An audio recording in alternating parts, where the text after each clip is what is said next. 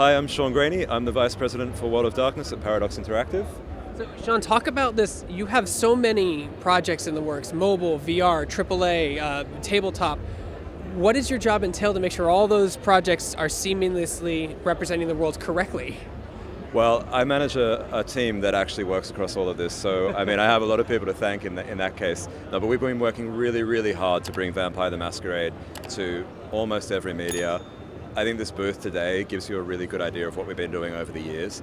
We have VR, we have board games, we have a mobile game, we have obviously Bloodlines 2, we have Tabletop, and we have our cosmetic DLC, our first ever brand crossover with Dying Light 2 and Techland, the devs behind that. So it's been really great to come here, show everyone the breadth of Vampire the Masquerade, and also be able to really show that the effort and the work we've been putting in over the few years is coming to fruition. It's cool too because you kind of have something for everyone. If you're not like a mobile gamer, we have VR. Not a VR gamer, we have tabletop. Talk about like how this genre expands to multiple different types of gamers. Well, I think one of the great benefits of World of Darkness, but Vampire the Masquerade specifically, is everyone has a vampire fantasy. And Vampire the Masquerade is perfect in that way because there's a clan for you irrespective of what you want to do as a vampire. Are you the seductive, socially smart vampire? Are you more like me, the dragon as a vampire? We've got that clan, and that means that you can explore it in the way you want to, in the medium you're interested in. And so we're in comic books, we're in VR, we're in tabletop.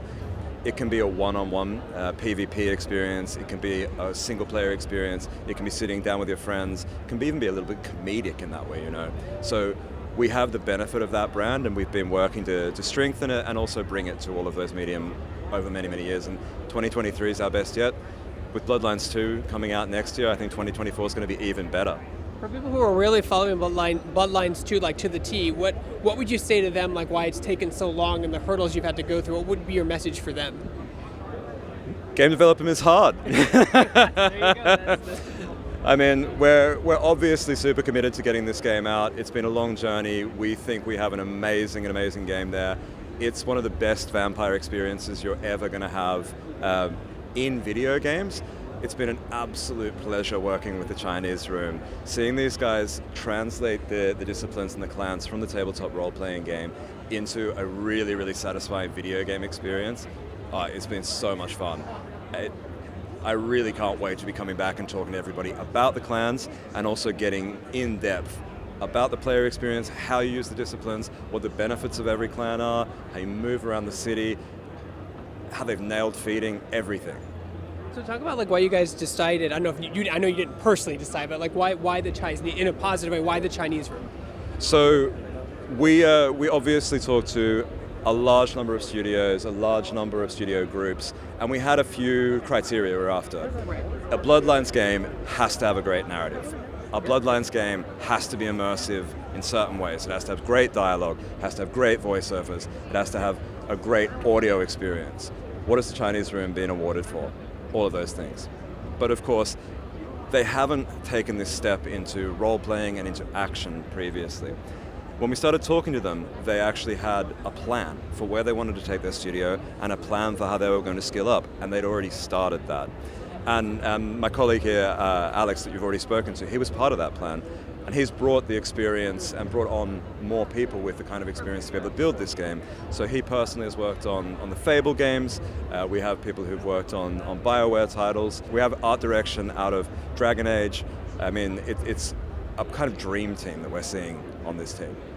Now again, like talking to your community specifically, there's video games that pass to different developers have like a bad reputation. What message would you say to someone who's maybe worried this might end up being like a next Duke Nukem Forever or a next StarCraft Ghost? I'm old, sorry.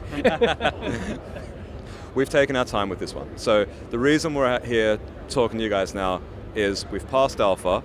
We're very happy with where we're at. We see the trajectory. We see the velocity of development. We know we have something special, so we've chosen our time. We weren't booked in for a special date. We picked this date. So I think the proof is kind of been in the pudding. We're coming to you now with 100% in-game post-alpha trailer. Take a look at that. We're going to come out over the next couple of months, talk about playable clans, and then in January you're going to get a gameplay reveal, a longer one, and then make up your own minds. Creatively, what has your company learned from past games that you've brought with you into Bloodlines 2? Or even other projects? In the World of Darkness team, we work with over 55 partners. That's a lot of partners. That is a lot of partners. So we have really, really learned what makes vampires tick and how to realize them in different media, how to really get a satisfying experience for people. We've been able to bring that and work really deeply with the Chinese room on that. Now they're the experts on game design, on systems design, how to translate into an action role-playing game, and the combination of that is brilliant. So, because I know you can't talk about a lot about Bloodlines 2, but on the tabletop version, who's your favorite character to play as, and how do you play?